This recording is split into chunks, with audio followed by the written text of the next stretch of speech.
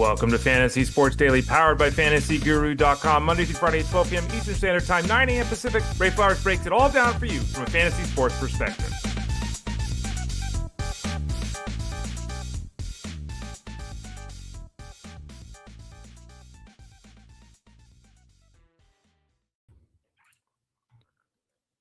Hey there, everyone. Ray Flowers of FantasyGuru.com. No, I am not N-O-T, Angelo, late because of a Kyle Pitts tattoo.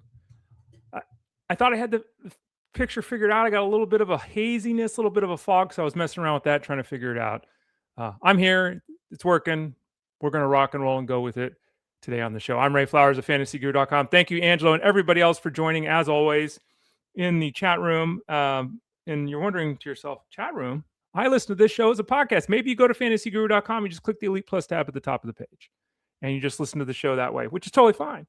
You can also go to wherever you listen to podcasts, if it is Spotify, Apple Music, iTunes, Pandora, or YouTube Music. If you go to any of those places and you type in Fantasy Sports Daily, you can find the show there too. There's also 3 ways that you can watch the show live or on demand. And as you see here, you can also leave comments and questions that we can address throughout the show if you're using one of those 3 places. YouTube.com/@ElitePlusNetwork, Twitter X @FantasyGuruSite, and Facebook.com/FantasyGuruHQ. So that's the way to consume the product. I am Ray Flowers of FantasyGuru.com. I am here with you Monday, Tuesday, Thursday, Friday. Wednesdays, I'm not here because I'm with Jeff Manns. On Wednesdays, Justin Fensterman is here with Rich Miletto. It's Friday, so it's a it's a Russell Clay day. Excuse me, Russ. It's a Russell Clay day here on a Friday. But I'm here with you 4 days a week. That 5th day on Wednesday, I'm with Jeff Manns over on Elite Sports. Ideally, you watch this free show here for an hour. Then you head over to FantasyGuru.com for an hour, and you read all the articles, jump in the Discord room, all that kind of stuff. And then you head over to SiriusXM Fantasy Sports Radio to listen to the Elite Sports Show Monday through Friday from 2 to 5 p.m. Eastern Standard Time. That is where I am with Jeff on Wednesdays. As you can see on the screen here right now, for those of you that are watching, it's time. Let's go, let's go, let's go. We keep dropping this price point. We really want to get you involved with part of the largest active community in fantasy sports over at FantasyGuru.com. If you have any questions, send an email to support@FantasyGuru.com. You can always click the join tab, top right corner of the page. But the email is support@FantasyGuru.com. All the football product the rest of the season, all our college coverage and all of our NFL coverage, the rest of the way. We've lowered the price yet again, $49.99. Might sound kind of expensive until you realize that's $600 worth of stuff. It's actually over $600 worth of stuff. Yeah, Ray, there's only a couple seasons left, a couple weeks left, right? Which is why the $49.99 for all of our football product the rest of the way gets you all of our seasonal coverage, all of our DFS coverage, and all of our betting coverage. Get all of it. All of it. And a lot of people say, and hopefully it's true, if you join, you can make the money back in DFS and betting the rest of the way. Hopefully that's the case. But we're here to help you out. Click that subscribe tab in the top right corner of the page and send an email to support@FantasyGuru.com. All right, what are we doing today? Here we go. We're talking Thursday Night Football. Barn burner. Falcons win on the final play of the game, 29-28. Bucks fall to 7-7. We'll talk a little bit about Kyle Pitts, which is basically all anyone's going to want to talk about through this game, I would think. We'll also look at some of the news and notes. Got some news coming in about the health of players, guys, in and out of the lineup. What's that look like for Week 15? You and I will have that discussion. And then in about 25 minutes, because it is a Friday, we will visit with Russell Clay. Russell, join us here. We'll talk Jaxson, Jacoby, Brissett, TreVeyon, Henderson, Rico, Dowdle, the running back situation with the Commanders, Ricky, Pearsall, Michael Pittman. Pittman's got a new quarterback probably. Pearsall's not part of the offense. And I'll ask him 4 players in the Dynasty scenario. CJ Stroud, Saquon, Barkley, Michael Wilson, and Harold Fannin. What does he think about those guys in a Dynasty scenario? By the way, happy holidays. Let me take a sip of my Gatorade here.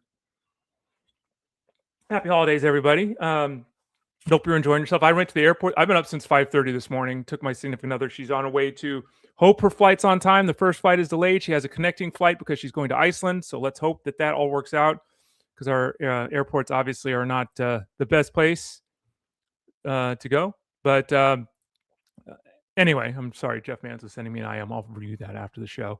But hopefully she gets where she's going, enjoys that week off with her dad in Iceland. So I've been up since 5:30, took her to the airport, took the puppy out, did some laundry here. I'm rocking and rolling.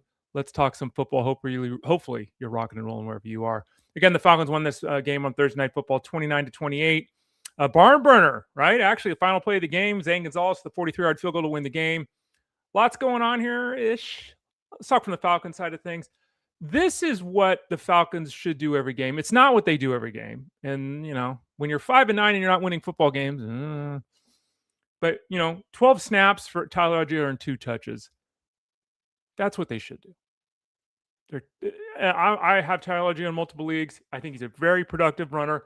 If Bijan Robinson were to go down, Tyler Algier's getting 19 carries a week for 85 yards and getting it in the end zone a lot. Good running back, but he's nowhere near Bijan Robinson. Bijan Robinson is potentially the most dynamic running back in football. We saw it again last night, 8 catches for 82 yards, the 93 yards on the ground and the touchdown. The way the Falcons offense ran last night, which was giving all the touches to Bijan Robinson, is the way they should be doing it. You could make the argument, well, we're 5-9. We're not going anywhere. We're saving Bijan Robinson. Okay. I don't buy that. I don't think that's what they should be doing. This is the NFL. That's not how it works. But anyway, Jeff Mans was talking about this on the show yesterday. Remember, 2 to 5 Eastern on Sirius XM. Jeff was talking about on the show yesterday saying, look, what are the Falcons doing? Why don't they just give the ball to Bijan? Well, they did last night. He had 27 touches. Tyler Algier had 2. That's the way they should do it. Again, Robinson with a huge game, 170 yards from scrimmage and a touchdown with those 8 catches. Kirk Cousins, 373 and 3, a massive game if you randomly played him as your QB2. And maybe you did because there's a lot of injured quarterback situations up in the air this week. We got an update right before the show started that Brady Cook will start for the Jets this week. So those of you having Taylor or Fields and hoping, it's going to be Brady Cook again. But there are situations where Kirk Cousins, in one of my leagues, I'm in a super flex league, Kirk Cousins was in my lineup. He went 373 and 3. Now, when you go 373 and 3, it's obviously a fantastic game, his best of the season. You throw 44 passes. You throw 16 to the wide receiver. Like Drake London missed another game. 16 of 44 passes went to the wide receiver. And this is a growing trend in the NFL, right? We see this across the landscape where there's big passing attempt marks from quarterbacks. And a lot of times it's all tight end and running back.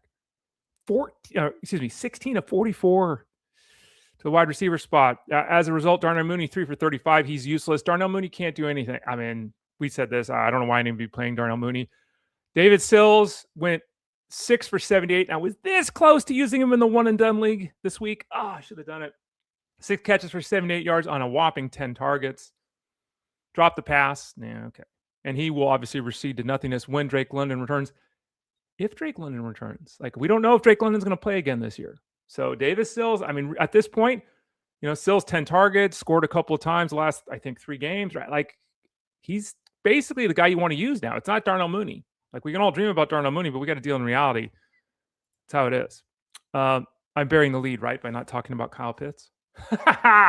Kyle Pitts with obviously the game of his life. 12 targets, we never see that. 11 catches, we never see that. 166 yards, we never see that.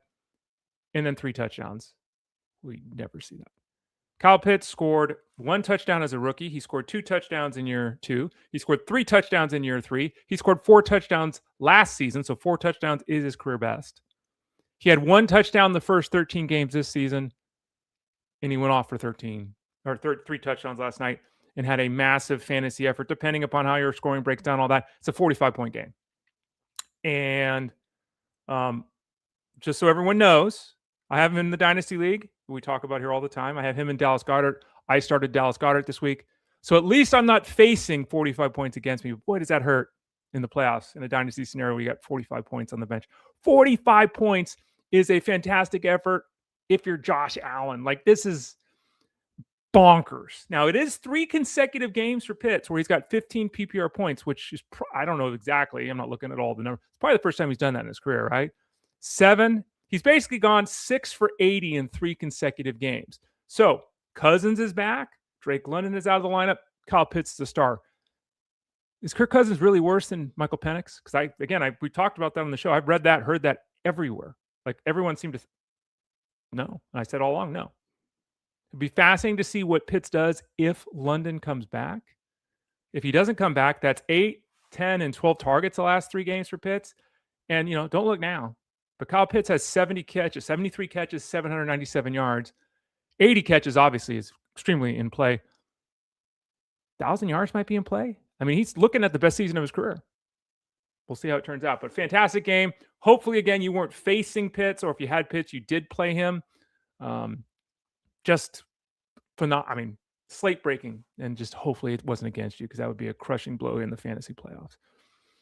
All right. On the other side, Tampa Bay, Baker Mayfield finally had all of his weapons, and had all of his weapons, right? Mike Evans was back. Godwin was on the field. Ibuka was on the field. Jalen McMillan even returned, caught a couple of balls for 38 yards. Had the running backs, all that kind of stuff. They lost the football game. They fell to 7-7. Their playoff aspirations starting to wane here. We've talked a lot about the Bucs and how things started great, and they've really slowed of late. Baker Mayfield, 277, 2 with an interception. Statistically, a good game. Did he play that well? Nah, not really. But statistically, a good game. Mike Evans, and look, I talked about Mike Evans on the show yesterday. Armando Marsal talked about Mike Evans on the show yesterday. On the Elite Sports Show, Jeff Mans talked about Mike Evans yesterday. And in Discord yesterday, it was Mike Evans, Mike Evans, Mike Evans, Mike Evans. Folks, like, you got it. And I finally said this in Discord, not trying to be an ass, but just, you have to make a decision. I gave my thoughts. Armando gave his thoughts. Jeff gave his thoughts. We all gave our thoughts, right?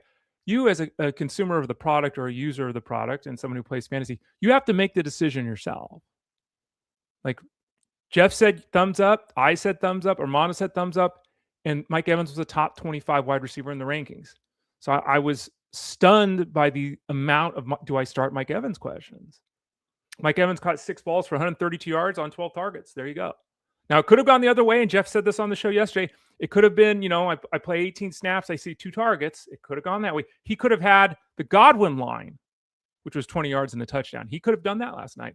But he still was the guy I said to play on this offense in terms of pass catchers. He was the guy that Armando said to play in terms of pass catchers. He was the guy Jeff said to play in terms of pass catchers, and he was the guy in the rankings. It turned out. So hopefully, you were able to, whether you asked the questions or not, hopefully you went with Mike Evans. That's it. Not a Kyle Pitts level start, but an 18 spot from Mike Evans. That's a pretty good start to the week. Things will get tight. Ibuka actually going 4 for 64 is a little bit better than he's been. It's not a good fantasy game, barely 10 PPR points, but we've talked about this. He's averaging 9 PPR points the last 10 weeks or whatever it is. I exaggerated, the last 8 weeks, 7 weeks, something like that. So that was actually a pretty strong effort for him. McMillan being back will cut into everybody's workload a little bit. And we saw that. Ibuka 7 targets, Godwin 5, McMillan 2. And remember, Kate Otten was also out. And Culp scores a touchdown. That's great. But there are only, 1 target thrown to the tight end. That number with Otten's probably 3 to 5 most weeks. So that makes it even more difficult for all these wide receivers to get theirs unless they increase the 34 attempts. So that's the receiving core on the ground. Sean Tucker played 8 snaps and had a touchdown. Dario Ogunbowale played 1 snap last week and had a touchdown. So that was worse than Tucker playing 8 snaps and getting a touchdown, but still disappointing. Bucky Irving, 16 carries, 60 yards, caught a pass. Worst game since he's back, I think. I think it's the first time he didn't hit 80 scrimmage yards. Only caught 1 pass, didn't get in the end zone because Tucker sniped him. So that was a rough go of it. If you went with Bucky Irving. Bucky Irving was a good play. The matchup said so. The way the game played should have said so. It was close. Scoring, okay. Stupid Sean Tucker stole that play at the goal line, and that really did him. Angela says, Jets quarterback Brady Cook will get the start. Yep, good. I'm starting the Jaguars D. Can't be a bad thing there. Rubby 17 says, why wait till they are 4-9 and about to get fired to use Pitts and Robinson correctly? Rubby, that's a great question, and the answer is, I wish I knew. And this is something that comes up a lot in the rankings and in the discussions we have here on this show, on Jeff's show, over at fantasyguru.com. And it's one of the big strengths. And I said this earlier in the week when I said, why do I always tell people trust the rankings? We don't do the consensus rankings thing. We don't do let's look at the last 3 weeks. What's their average point total? Here we go. We don't look at he had 10 targets last week. We don't look at last week, this receiver had 9 catches against him, so this receiver is going to have 9. We don't do that. Okay. We go game by game, week by week, matchup by matchup, and analyze the situation. When I say we, it's mostly Jeff Mans. Let's be honest about that. And he's really good at this. And he breaks down this going all the way back. I mean, this starts in May, right after the draft, and goes through all this. Jeff has been saying the same thing all along. I don't know as much as Jeff. I'm smart-ish. I've been saying the same thing too. And Rubby, it's to your point. What are we doing here? Why do you wait till your season's over before utilizing guys the way they should be utilized? And remember, too, this is Drake London's not even on the field. Now, Drake London's on the field and he takes 9 targets. So is that 12 targets for Pitts? No, then it should be 6, 7, 8, right? Yeah. But yeah, I don't know. Saving players in football is stupid. It's not the way to do it. Just not the right way to. Sorry, I'm checking my text here. See my significant other. I just got an update. She's on the plane. For those that missed the start of the show, she's going to Seattle for the first leg of her flight. Then she's going from Seattle to Iceland, and the flight's delayed because flights get delayed for absolutely no reason anymore. So she said she's on the plane, and there's a lot of service dogs on the flight. Oh, people going to Seattle with their service dogs. So yeah, Rugby 17, I don't know. Should have been the way they've been doing it all along, but they just have chosen not to do so. There we go. Angela says, best game since Shannon Sharp. It's a pretty damn good game. Let's see, I'm still going here. She said, they're going to leave in 40 minutes. Okay, she's got a 2.5 hours. No one cares about this, and I'm sorry to do this, but it's a big deal, right? Going across the globe with her dad. 40 minutes late, which is already an hour late. So it's an hour and a half-ish late. There was a 2.5 hour window between her first flight and her second flight when she landed. So she should be good. She might have to go quickly at the airport, but we'll keep our fingers crossed on that one. All right, let's move on. What are we talking about here? Happy thoughts, good thoughts, positive thoughts, everybody would be appreciated. You don't want your dad to be stuck in the airport by himself. CeeDee Lamb is going to play this week. And this is, something that we talked about directly in Discord and on this show. Remember, click that subscribe tab in the top right corner of the page. As you see there on the screen, $49.99 the rest of the way for all of our football coverage. Everything we do for football, seasonal, DFS, wagering, college, and NFL. We talked here, we talked there about CeeDee Lamb and the Ryan Flournoy thing. And there were some people that were, he's not going to play Lamb because he had a concussion last week. True, as we said on the show, most times guys don't play the week after a concussion. There was an extra 3 days here, and that's another 40%, right? So, yeah, he's going to play. He's cleared the concussion protocol, and barring something unforeseen between now and the start of the game against the Vikings, CeeDee Lamb will be back out there. You should obviously start CeeDee Lamb, put him back in your lineup, view him as the wide receiver 1, 2, top 20 guy as he always is. Ryan Flournoy is not usable, in my opinion. Which it does stink if you picked him up and spent significant money. But hey, the real question now is, I have Lamb, Ray. Do I drop Flournoy and grab someone else? I would wait to make that move. Maybe it'll Sunday morning. Make sure that Lamb is going to play, that he doesn't suffer a setback, because you don't want to drop Flournoy and then be like, oh crap, I could have used him this week. You could hold him through the game this week against the Vikings, saying, okay, let's see how he does. Maybe he gets hit. Maybe he has a T. Higgins scenario where there's, so. But bottom line is, Flournoy is not in anybody's lineup this week. Don't play hero. It's not a good plan. But good news is CeeDee Lamb is back out on the field. Pat Bryant didn't practice yesterday for the Broncos. He also didn't practice on Wednesday because of a hamstring injury. 2 DNPs in a row. Serious concern about whether Pat Bryant is going to play this week. You might say to yourself, Ray, who gives a damn about Pat Bryant? Well, if you've been listening to us here on the show or reading my matchup report over at fantasyguru.com, which is available right now, goes up every Thursday morning, you'll know, as we've talked about, that since the bye week, those couple of games back for the Broncos, Pat Bryant has played more snaps than Troy Franklin. Pat Bryant has ran more routes than Troy Franklin. Pat Bryant has seen more targets than Troy Franklin. Right? So he was definitely ascending to the point where, do you really want to start him? No. But we're not starting Troy Franklin anymore. Well, now Pat Bryant's got a hamstring injury. If he's not playing, that makes us feel better about starting Troy Franklin. Don't forget, over at fantasyguru.com, some misunderstanding here in the chat room this morning, so let's reiterate what we do. Jeff Mann's on Friday night, Saturday morning. When I say that, I mean, anywhere from 7 at night to 4 in the morning. Jeff will updates the rankings every Friday night, Saturday morning, always. That's the system. That's the schedule. It's another reason why we say no one should be setting lineups on a Thursday and a Wednesday for players that play on Sunday. We need the information. Right now, the information is trending toward Pat Bryant being out. And if that's the case, Troy Franklin gets a little bit of a boost in the rankings. Odunze has got the foot issue. He missed the game last week. It was said at the time, not a long-term concern. He's probably going to be okay. Maybe he'll even play the next game. Well, limited in practice on Wednesday with the foot, limited with the foot on Thursday. 2 limited practices, looking like Odunze is going to play. We need the information from the practice reports today on Friday to make that determination. If Odunze is back, it becomes impossible to play Olamide Zacchaeus, which I think you all know. Luther Burden, Luther Burden becomes a weak flex option if Odunze is back, right? So this is a really important call. If you have Odunze and he's active, I say you start him.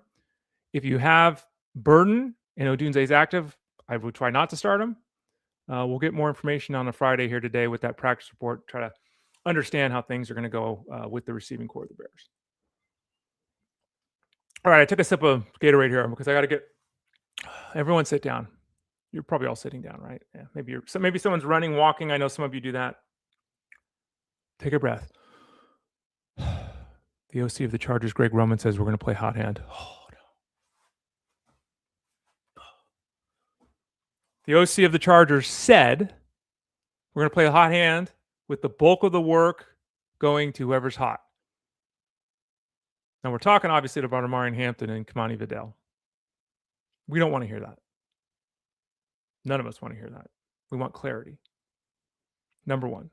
Number two, Vidal has played really well this season as a sub. He is not an OT, a talent on the level of Omarion Hampton, full stop, period. A lot of times I say, well, the players are pretty similar. In this instance, they're not the same player. Hampton is a more talented player. Does that mean Hampton, they're cautious with him because he's coming back from injury? Sure. Do I really buy this report? Let's get to the bottom line here. Do I really buy the hot hand report? Last week, it was very similar in terms of touches with the Chargers, even though Vidal played way more snaps. The touches were very similar, though. I don't really care. One guy's playing 50 snaps, the other guy's playing 32 snaps. Who cares if both guys are getting 15 touches? And really, this is something Jeff Mann says a lot. If you play Hampton and he gives you 16 PPR points this week, who cares if 14 PPR points go to Vidal? Who cares? Now, you would say to yourself, well, Ray, I'd love 30 points for my guy. Well, yeah, sure, duh. But it doesn't matter if you got, number one, it doesn't matter if you've handcuffed because then the guy's on your bench and not in someone else's lineup. But number two, Hampton still getting 16 points is fine, right? So there's let's not go too far here. I think this is a little bit of coach speak. I think this is a little bit wanting to protect Hampton. I think this is a little bit Hampton ramping up. I'm still saying start Hampton. I'm still saying he's a better play than Vidal. I bet 100% that Jeff Mann's going to say the same thing on his show today, and he's going to say the same thing in the rankings. So, the thing here we run into is what we see with a lot of teams, kind of the Kyron Williams thing right now with the Rams. Kyron Williams is a running back one. He's a must start. Blake Corum being there, it caps the top end, right? Because instead of 23 touches, we're now at 15 touches. I think that's more of what we take away from this Greg Roman comment is that Hampton shouldn't be looked at as a guy that's going to get 23 touches this week. He's still the number one guy to play. He still should be in your lineup, still a top 20 running back. That's how I see it. And that's how I think you should all see it as well. And as S. Biondio4 says, we worry about the points we get, not the points we don't. Correct. I've heard that said many times by Jeff Mans, and I'm glad that you said it. S. Biondio, which is probably the better way to say it, as we've talked about previously on the show. I struggle with these weird names, trying to pronounce them on the fly. S. Biondio is probably the way to say it, right?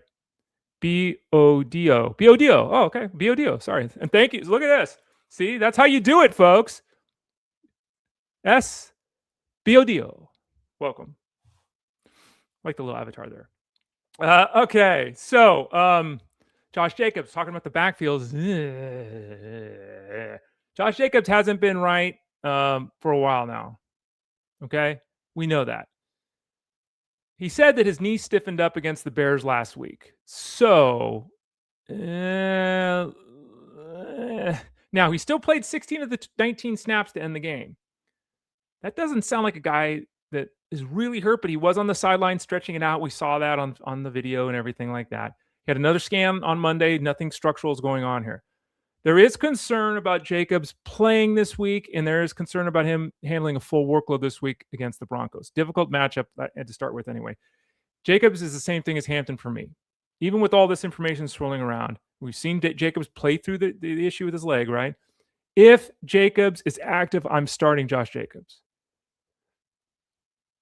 Emmanuel Wilson is trending more toward a flex option with the news with Jacobs. Obviously, if Jacobs is down, we start Emmanuel Wilson.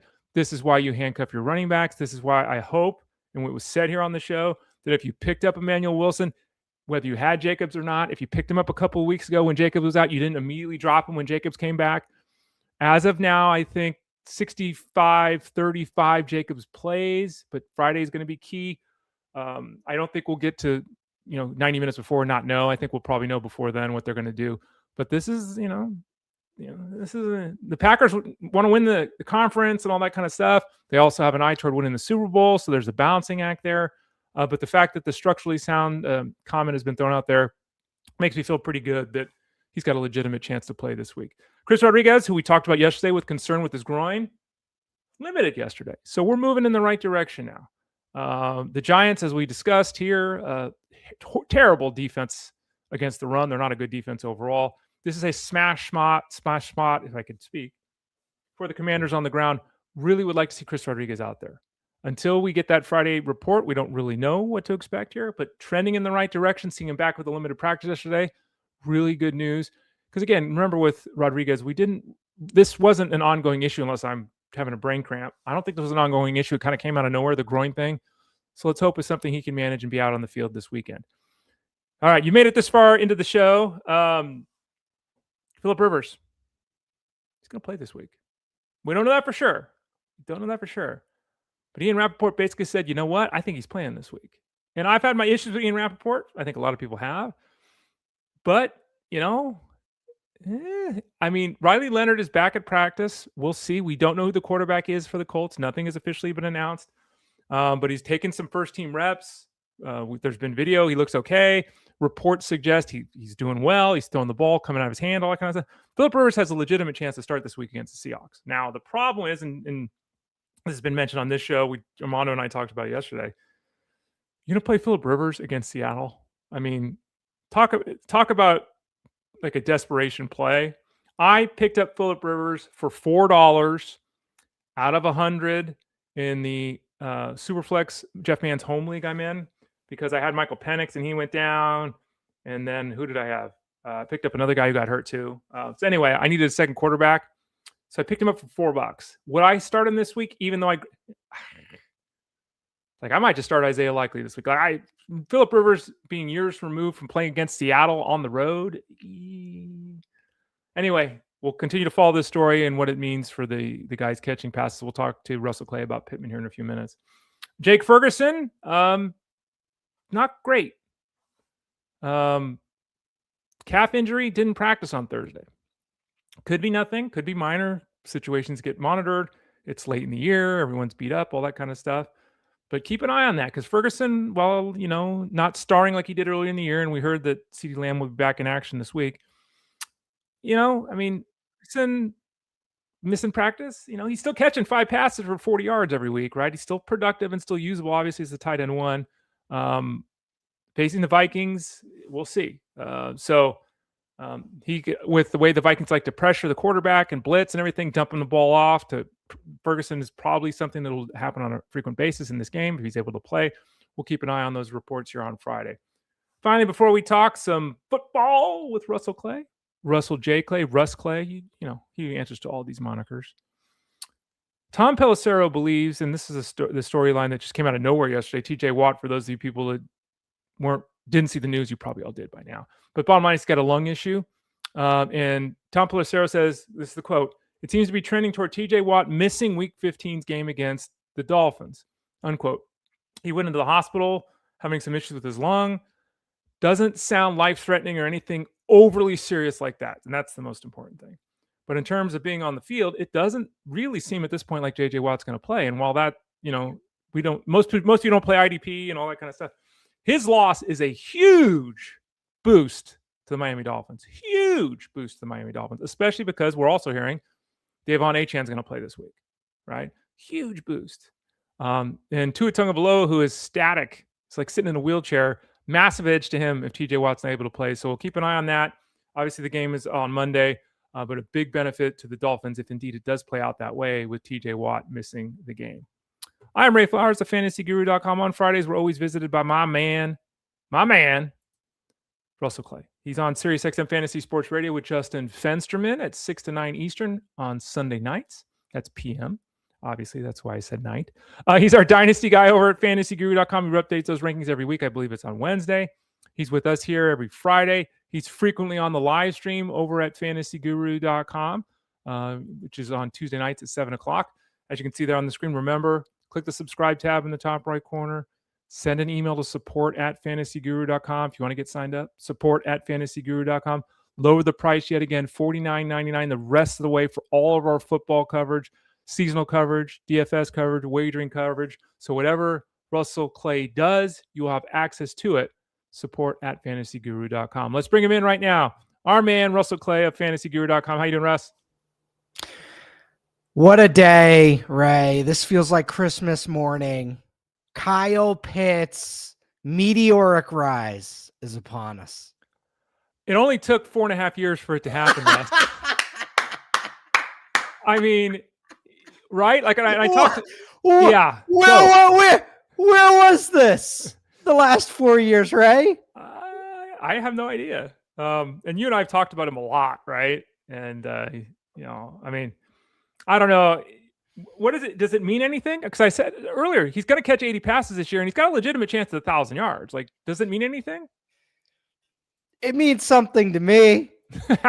But for fantasy, he's been pretty good with Kirk Cousins. But yeah, jokes aside, fun game last night, even though it wasn't fun at all for half of all the penalties that were going on. But yeah, good morning, Ray. How are you? I'm okay. Yeah, I was mentioning earlier, I've been up since 5:30. I had to take my lady to the airport. She's on her way to Iceland. So got up early, walked the dog, super foggy. Could probably see about 100 feet, which is kind of cool. So I was doing that. I left my beanie on because my head was so cold out there. It was like 43 degrees. Yeah, talking football here, and wanted to dive into some of the Week 15 storylines with you before asking you some pointed dynasty questions for a handful of players. Jaxson Dart, where are we at here? We're in the fantasy playoffs for almost everybody.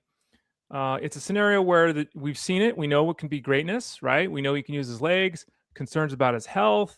Matchup with Washington. It's like, he's at home. All flaps down, up. What are we trying to say? Are we just firing this guy up, or do you have concerns this week? Okay, so there's a lot going on, and as a 36-year-old man, I see through some of it. Okay. Right? As we get older, we say, oh, some of these people don't know what they're doing.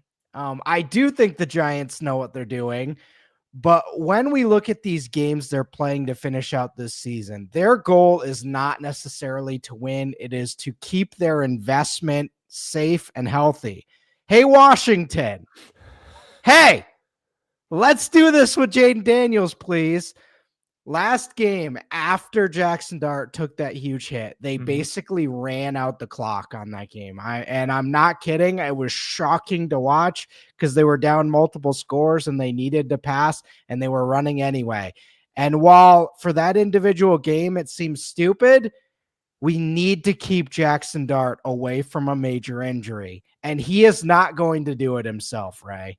Jaxson Dart is going to throw himself into defenders. And some guys can do that for an entire career, like Josh Allen, and be fine somehow. But 95% of people can't. So I'm very curious if they just play very conservative and try to take care of him, because he cannot take care of himself. He can't help it, Ray. It's like the kid going for the the stove or something. He's just too athletic. He's too bouncy. He's got too much in the tank to not do it.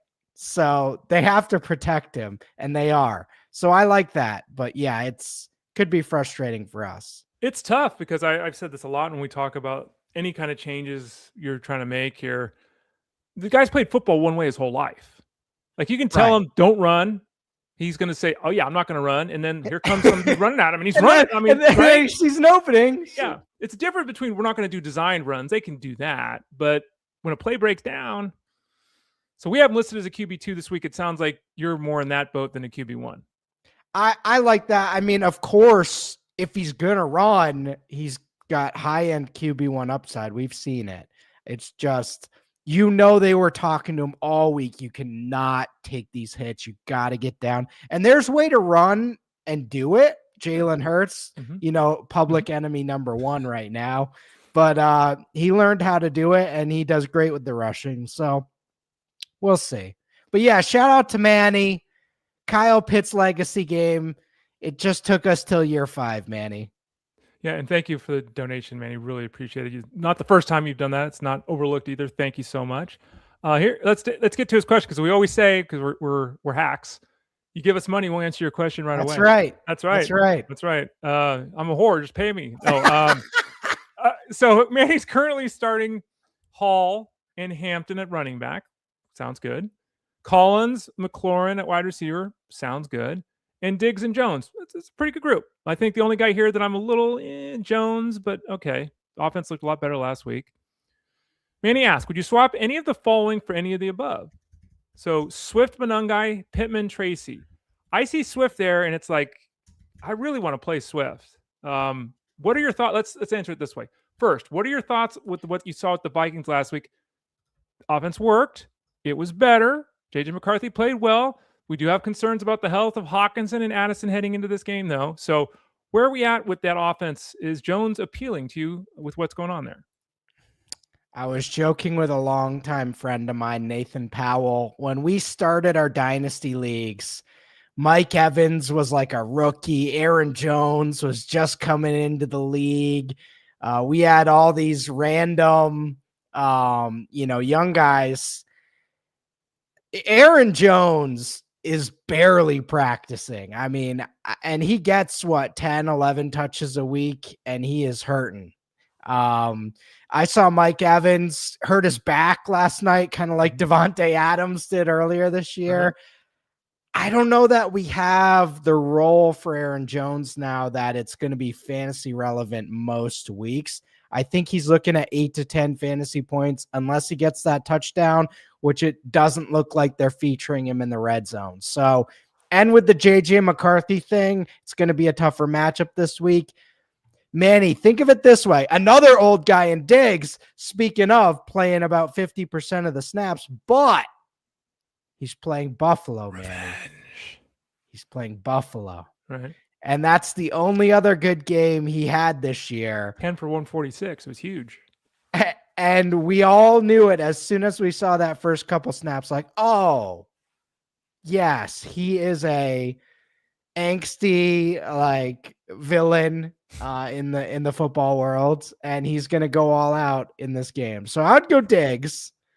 Do we go? Here's the thing, though. Do we go Jones or Swift? Because Jones, you're right, his role, but if Hawkinson and or Addison are out or limited, maybe he catches 4 or 5 passes, and then you look at Swift and Swift's matchup this week, it's like, oh gosh, Swift against Cleveland. Now, again, okay, it's more about what happens to the passing attack, I think, than on the ground. Because if you look at the ground attack, 5th most points allowed the last 6 weeks by the Browns. So if they can keep the offense going and get the ball in his hands, Swift should have some success.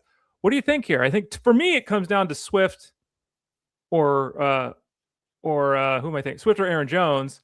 I'm discounting Pittman for now because I don't know who his quarterback's going to be. But what do you think? What's the final call for Manny? If Tony Pollard can have 25 fantasy points, then Swift certainly can have 15, right? I'll go with Swift there. I like that call.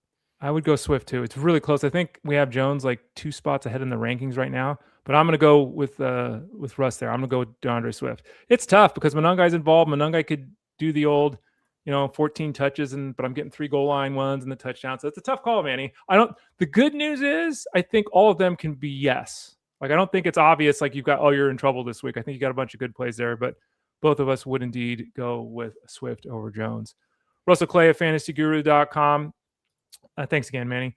Jacoby Brissett, it's like he throws the ball 40 times every week. So how can you dislike Jacoby Brissett? He's had all this success. Sure.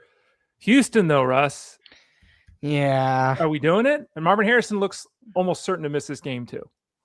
This is like when there's a character in the TV show and it has a fun cameo and then it faces the supervillain out of nowhere and you're like, oh, well, that was fun for a few episodes. This is not going to go well. Maybe he gets the garbage time, but this Houston offense hasn't really been putting up the points to get us to garbage time with a lot of these teams. Like if you looked at the Chiefs game or a few of these others, it's not like they're blowing people out to where, okay, they're pulling starters in the second half. It's just Will Anderson and Daniel Hunter and Petrie and Stingley the entire game, just destroying your favorite team. So I don't think that changes much this week. Would you start Brissett? Probably ish, but it's not going to be what we've gotten the past couple weeks. Russell Clay of fantasyguru.com. Let's move to the running back position. And TreVeyon Henderson, we've had the ups and downs with him, right? We've had Bryant giving him the ball. We've had them giving the ball a ton. When Stevenson's on the field, as he's expected obviously to be again this week, you look at last week, same touch count, same snap count. Like Stevenson's not going away. But you face the Bills here, and the way to beat the Bills is on the ground. They can get smashed on the ground. They're allowing 4.7 yards a carry the last 6 games of the running back. It's 9 touchdowns in 6 games to the running back. It figures the Patriots will attack the Bills on the ground. We're starting TreVeyon Henderson, but how excited are we given the presence of Ramondre Stevenson? Not excited. Okay. But doing it anyway, because that's what we do. We get up, we put our pants on, we brush our teeth, and we start TreVeyon Henderson and hope for the best. And that's what we have to do. He is clearly the better running back. I don't know what they're going to do this offseason. I don't know if they're going to keep Stevenson on this roster, but they have to feature him next season. As for this year, though, it's pretty clear they're going to run out the rest of the year with Stevenson as the starter. Mm-hmm. But in games that matter, Ray, you'd think they'd know what they have to do here. But Vrabel's old school, man. And Vrabel was there with the early, he might have not been there with the early Henry years, but he might have been there with that Dion Lewis thing. So if he's not going to, if we're not going to give Derrick Henry featured touches early in his career, it's going to be TreVeyon 10 to 15 touches a week. And that's enough for him, but it's sweaty, as they say. It's a sweat. As Angelo said there in chat, and thanks, Angelo, we do have updates. Marvin Harrison, I said, is not expected to play. He will not play, according to Tom Pelissero, so he's out this week. So that's further concern with Jacoby Brissett. Packers head coach Matt LaFleur said Josh Jacobs will be limited at practice today, so keep an eye on that. There's a lot that could change there with him.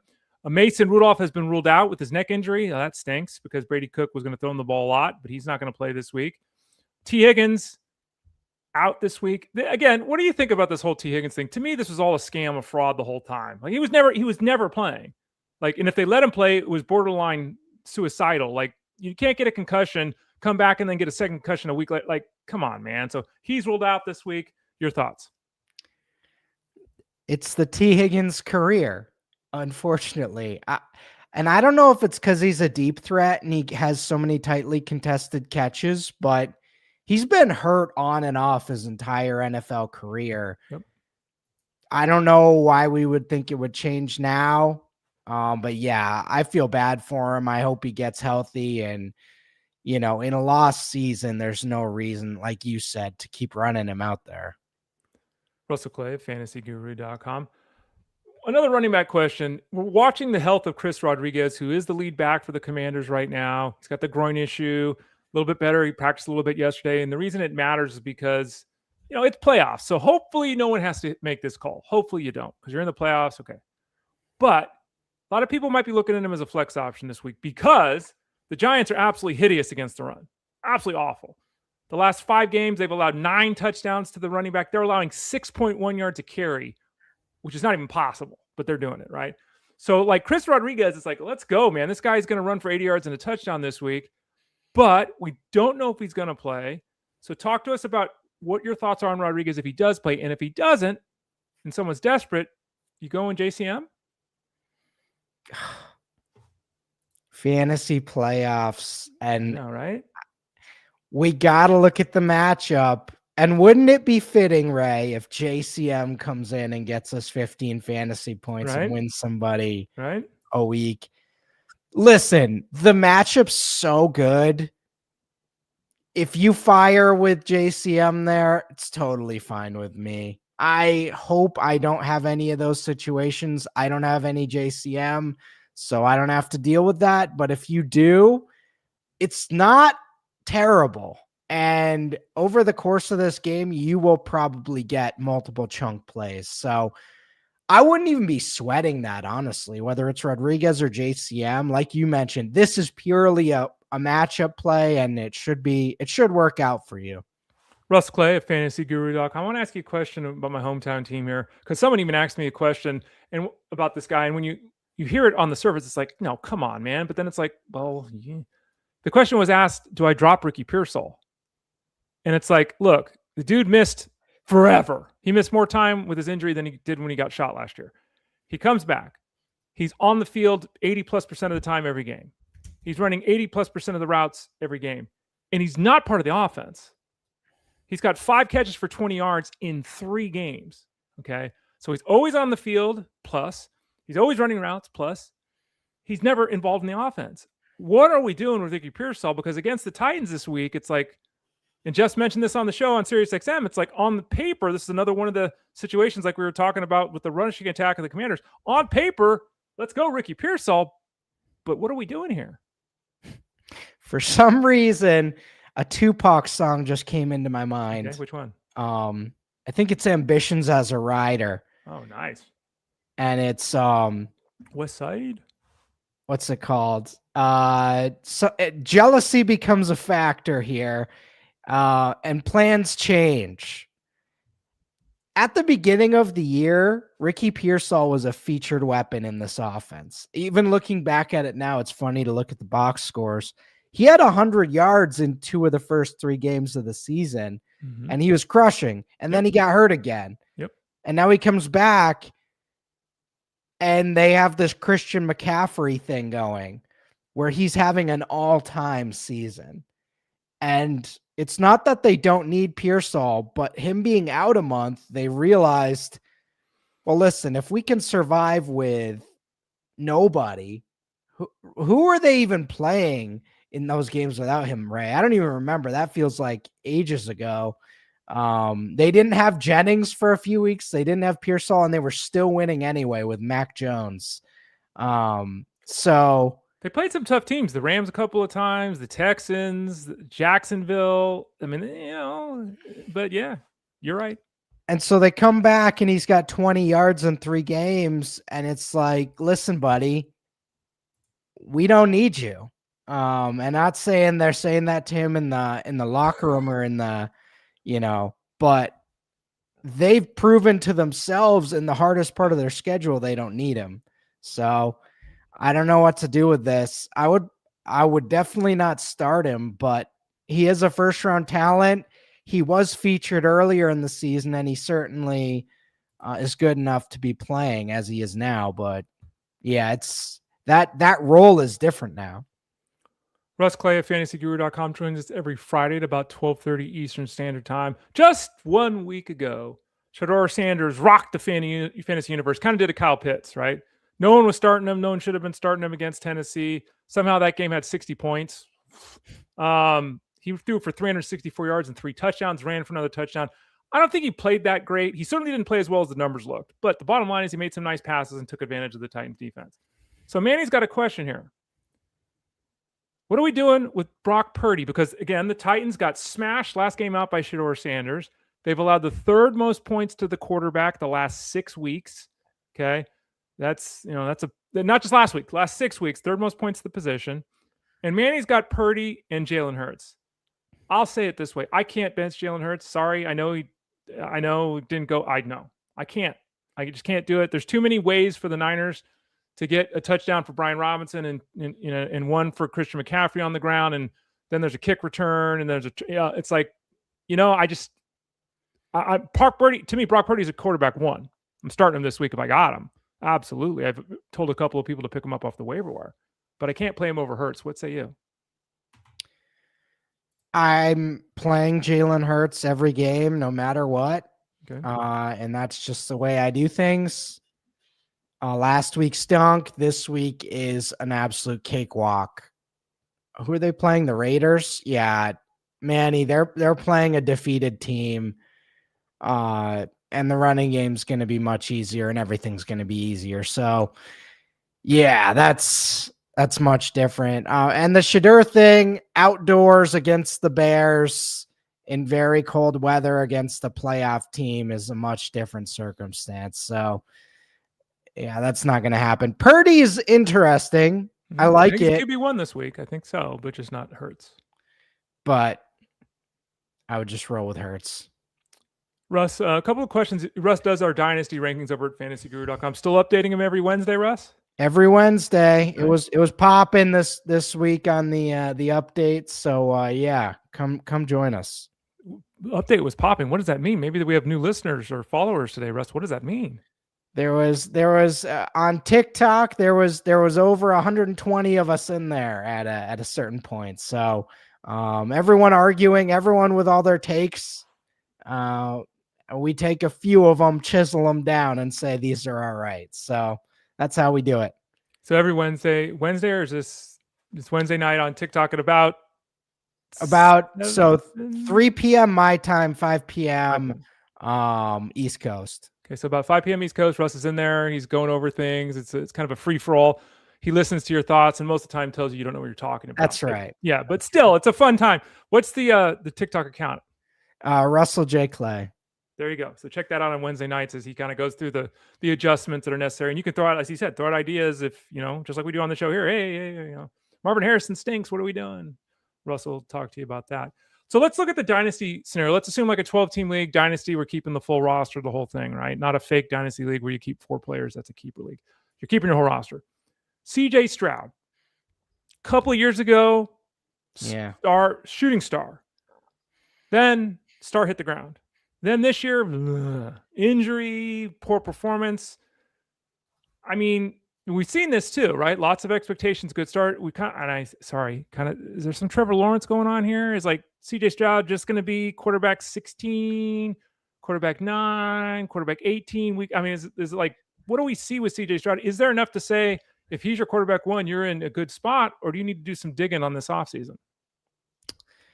12-team league, remember. The problem with all the guys I really like as quarterback prospects is they end up being better NFL quarterbacks than fantasy quarterbacks. CJ Stroud is playing really well in a really tough schedule this year. The unfortunate part is he doesn't run at all, and that's not changing. That's not his style at all. It never has been. He has always been the purest pocket passer. He can run when he needs to, but unlike Jaxson Dart, it's almost never. It's third down and they need 5 and he sees an open lane and then he gets down immediately. Joe Montana thing. Like Joe Montana was totally very, very athletic, but just didn't run unless the opportunity presented itself. The good news for Stroud is he has Nico Collins and 2 young receivers I really, really like in Jaden Higgins and Jalen Noel. So I like the passing upside there, but the ceiling is like Dak and the floor is like Phil Rivers, Matt Ryan, right? Like kind of like middling Joe Flacco. The Joe Flacco comp is probably where we're at with this, where I do think he can make a deep playoff run and win a Super Bowl. But for fantasy, it's going to be tough to hit our ceiling there. So yeah, like Stroud, Dynasty, I've moved him down. What about Saquon Barkley? Like, to me, it's like if you have Barkley, like what you trade him now, like what are you going to get? Like, I kind of feel like you should have traded him before the season began if you're going to trade him, or you kind of made the decision you're just going to ride it out. Is that kind of how you see it? Because again, legitimately, from a fantasy perspective, at least, he's been half the player he was last season. Yeah. He is half the player. I will say the schedule opens up for the running game, but notice the theme, Ray. No catches the last 2 games. After 7 and then 0. Yeah. So that's the biggest factor here. He's always been involved in the passing game, and they've basically said, nope, we're going to run with you, and that's it. And that's a really limiting way to use Saquon. But if that's it, then we're done here. The schedule does open up. There's going to be a lot of touchdown opportunities the next couple weeks. I do think he's going to get going with the running game here in the final stretch. But that ceiling without the passing is rough. In the 37th round in the preseason of my 45-round Dynasty draft, I grabbed Michael Wilson, who actually had on my team last year before we redrafted this year. Obviously, didn't expect any of this, but again, and no one else did either. 37th round. So with 37th round, he was actually picked. Let me pull it up here. He was picked 436.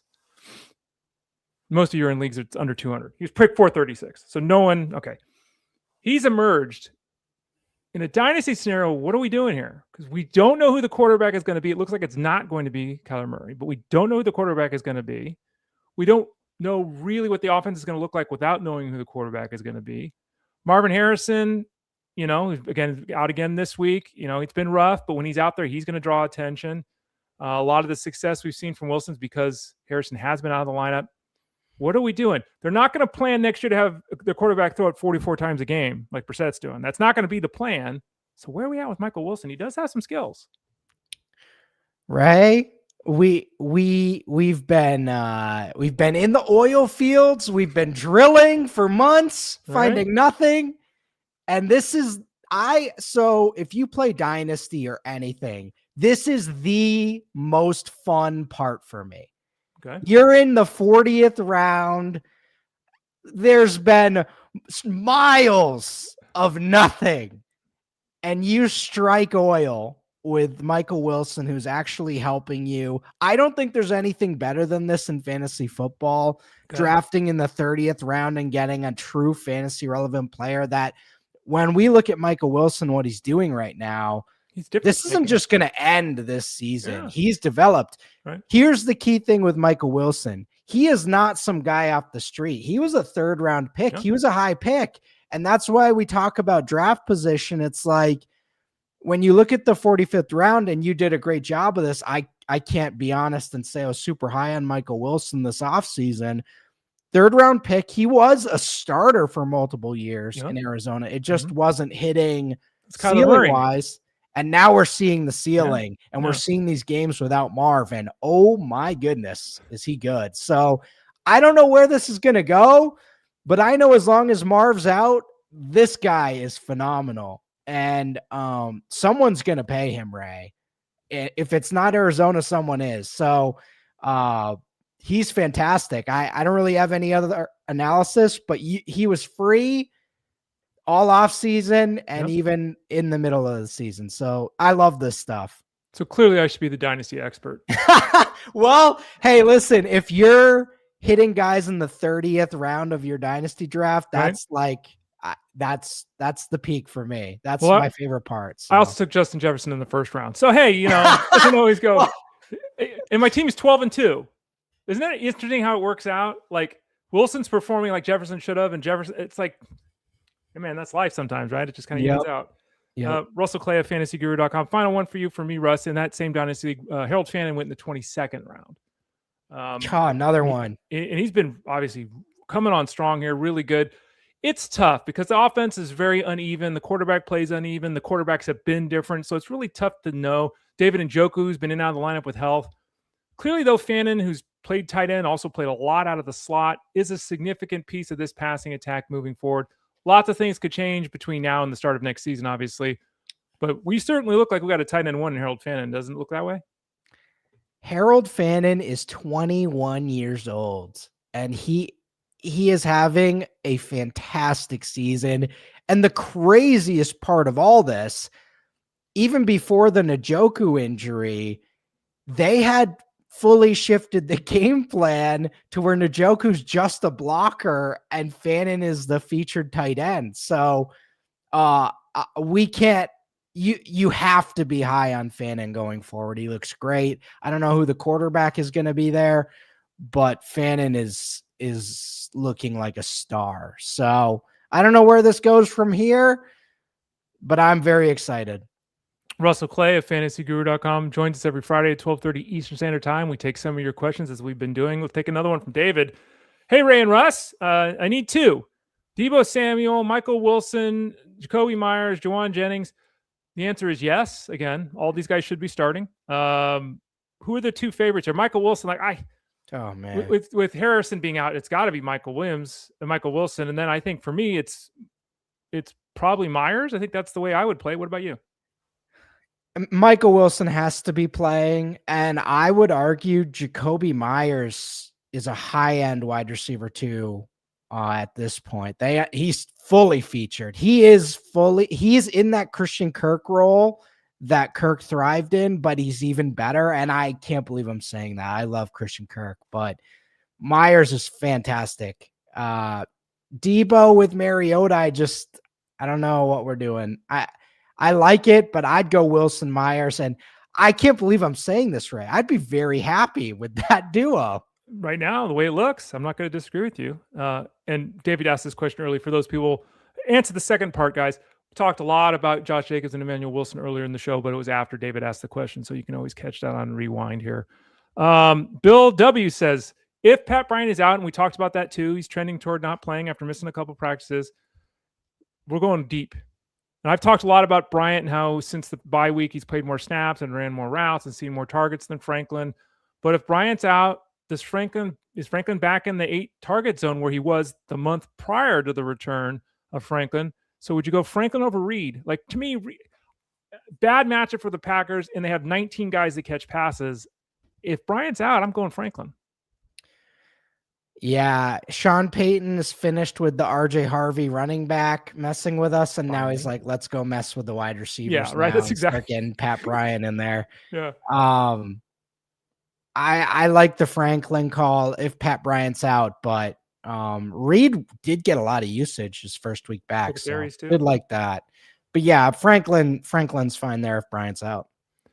He's told me earlier. Let me say it properly. S. Biondio has a question about PPR flex: Pittman, Watson, or Rodriguez. I'd be really tempted if Rodriguez is out there. It's really hard for me not to go with him. Now, again, Watson's been popping off. He is part of an offense that has a lot of options. It's a very difficult matchup on paper for the Packers.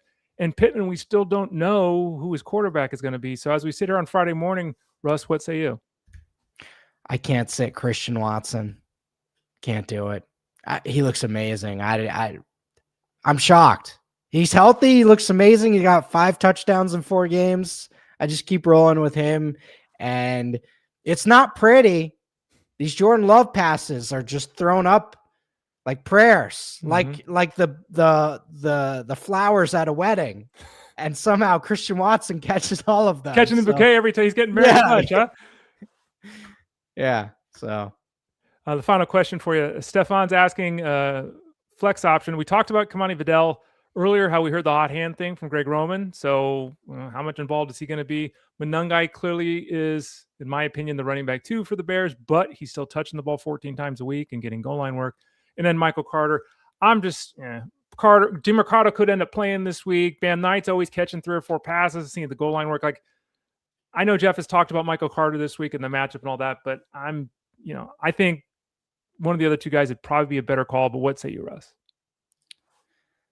Stefan, you have slayed the beast. I have no idea. I'm gonna go with Jeff's rankings on this one. I don't know. Backup Chargers running back, backup Bears running back, or Cardinals starter in a brutal matchup. You win. Let's go with Jeff. Let Jeff lead us here with the rankings, and that's my answer, because that is a really tough question. And the answer right now is Monungai. Remember, as we talked about earlier in the show, the rankings do get updated Friday night, Saturday morning, so there will be adjustments made here, and I'm sure I don't know, but Jeff will probably talk about the Greg Roman hot hand thing on his show as well. And if you missed it on this show, we did talk about it earlier before Russ joined us today. Russ, as always, thanks for joining us on the Friday. I know that busy time of year, still got college football going on. You're doing all the Dynasty stuff. You're in the Discord all the time. You got the show on Sunday nights. You got the show on Tuesday. Lots going on here. You going to have a nice weekend, a little relaxation, some football watching, or a busy one? Yeah, well, college football, it's just the Army-Navy game this week. So we got a little reprieve. But yeah, check out the college football content coming up. And yeah, our weekly schedule. If you guys have been with us all year, you know the deal. We are fantasy playoffs, so I'm rooting for all y'all. It is tense times. I know y'all are sweating all these lineups out, but we'll be there with you, especially on Sunday morning this week. I know it's an important one. Russ Clay of fantasyguru.com. Russ, thanks for joining us as you always do on a Friday. We'll talk to you next Friday as well. Good luck this weekend with your little bit of a reprieve from college football. And we'll talk to you again soon, folks. You can catch him over at fantasyguru.com all weekend. Have a good one, Russ. Thanks, Ray. You got it. So we'll be back here on Monday. I'll ramble through for an hour, the only solo day of the week. I'll talk all the games that were played on Sunday. No buys this week, too, so we got a lot of games. All the game action going game by game, team by team, what you need to know. We'll do that on Monday at 12 o'clock Eastern Standard Time, 2 to 5 p.m. Eastern. Turn over to SiriusXM Fantasy Sports Radio and catch the Jeff Mann Show, Elite Sports. It's Core 4 Friday, so Jeff and Ted will go through the Core 4 talking DFS on the show. For us, I'm Ray. Don't forget to go to fantasyguru.com and click that subscribe tab in the top corner. We'll be back with you on Monday here for Fantasy Sports Daily at 12 o'clock Eastern, powered by fantasyguru.com.